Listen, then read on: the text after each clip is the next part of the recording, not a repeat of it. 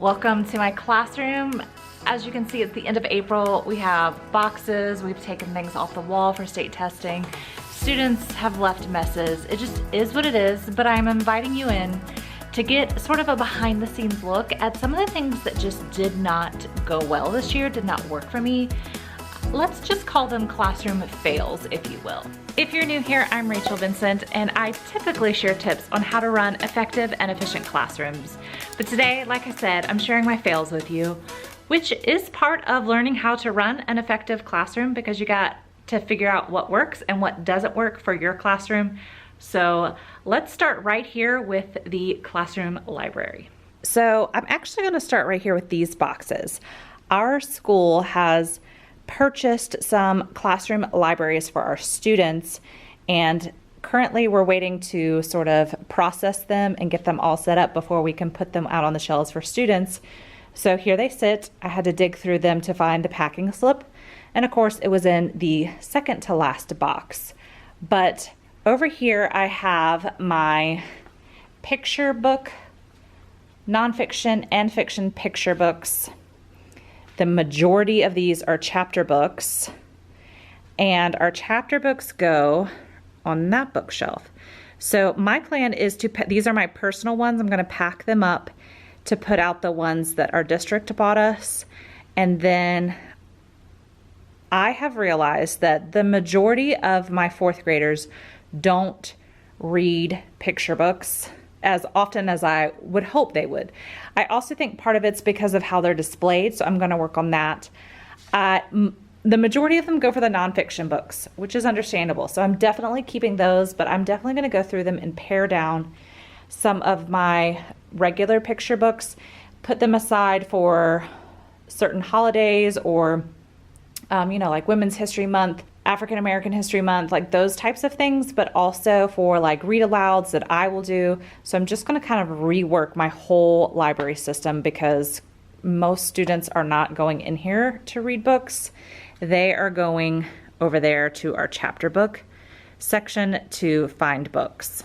The next area are our flexible seating. So I have wobble stools. We have these feet that go on the bottom of chairs that make them kind of bouncy. And then I have the sort of bouncy bands. So this year, each table gets a certain type. I also have my couch. One table gets the couch. This table would get wobble. They would have regular chairs, the bouncy bands, the feet. And then one table is like my book shopping table, and one table is just another regular chairs.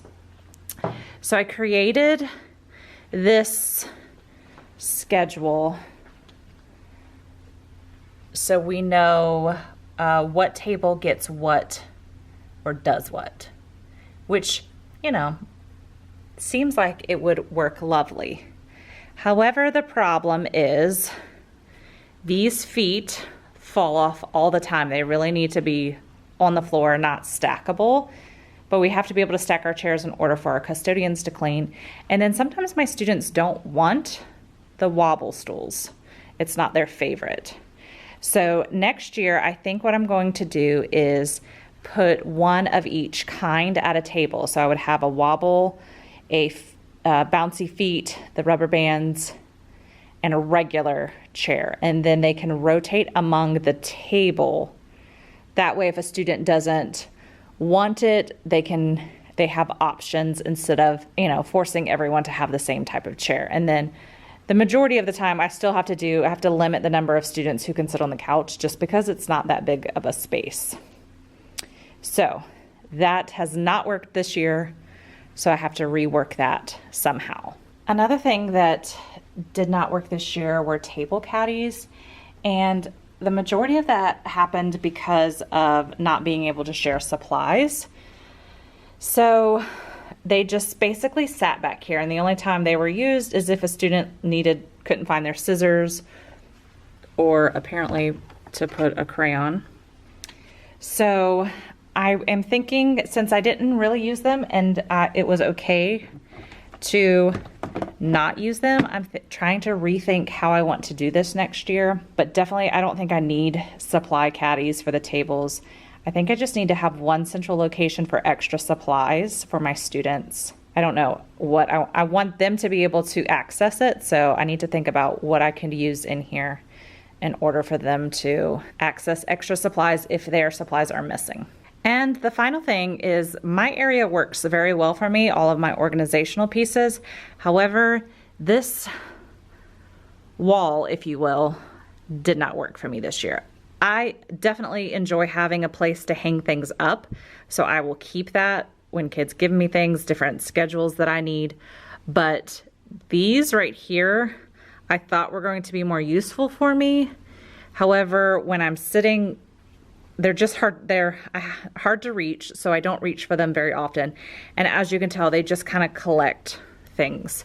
So I'm going to be reworking that also somehow. I haven't really figured out what.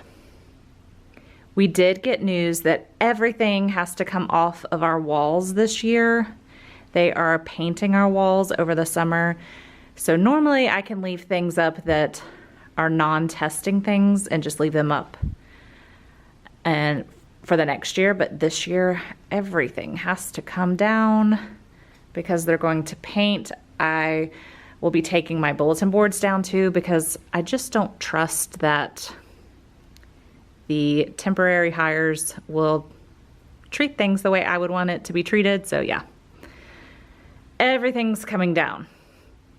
So that ought to be fun. If you have any suggestions at all, I would love for you to leave them down in the comments of ways I can do my flexible seating or extra supplies for students, or even my wall by my teacher area. I am open to all suggestions.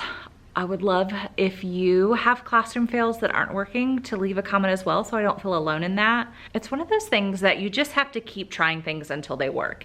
And these things are not working, so I need to try something new. Now there's some things that are working, but I want to tweak it to make it a little bit better, so I have those ideas as well. But again, I'm just kind of, as I'm state testing, because we test in here, I'm thinking about all the things I want to do differently in my room. And so it's just that time of the year where it's like, what is working and what isn't working, and how can I make it better? If you're looking for some tried and true things that I use every single year and it works every single time, then check out the video that's on your screen now, and I will see you over there.